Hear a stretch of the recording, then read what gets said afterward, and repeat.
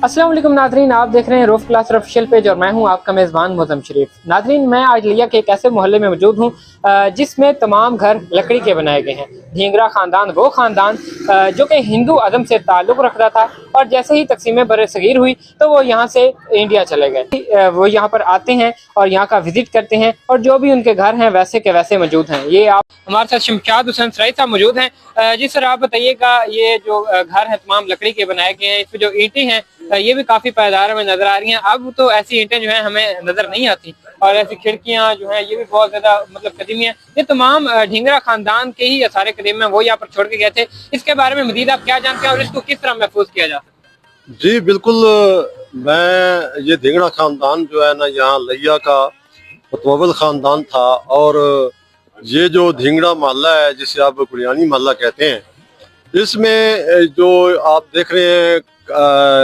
लकड़ी का काम है या लोहे का काम है, ये बहुत उस वक्त तो बहुत ही ये मालदार जो थे उन्होंने इसको तामीर कराया और आज भी उसके आसार मौजूद हैं।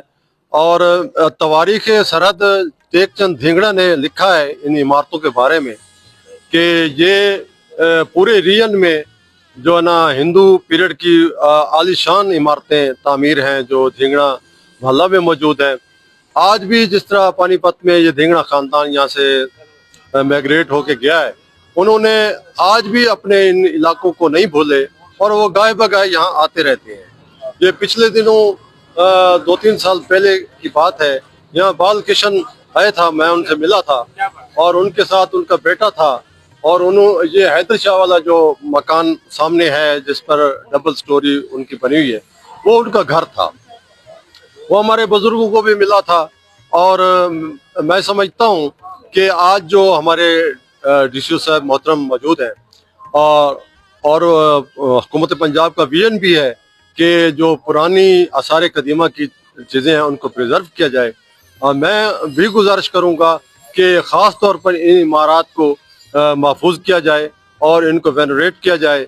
और जिस तरह के लाहौर में ये पुराने हिंदुओं के वो हैं, उन्होंने पूरी फूड एक स्ट्रीट बनाई है, मैं भी यही चाहता हूँ कि ये इसको प्रिजर्व किया जाए और यहाँ एक फूड स्ट्रीट बनाया जाए और इसको गिरने से बचाया जाए। बिल्कुल, इसको गिरने से बचाया जाए।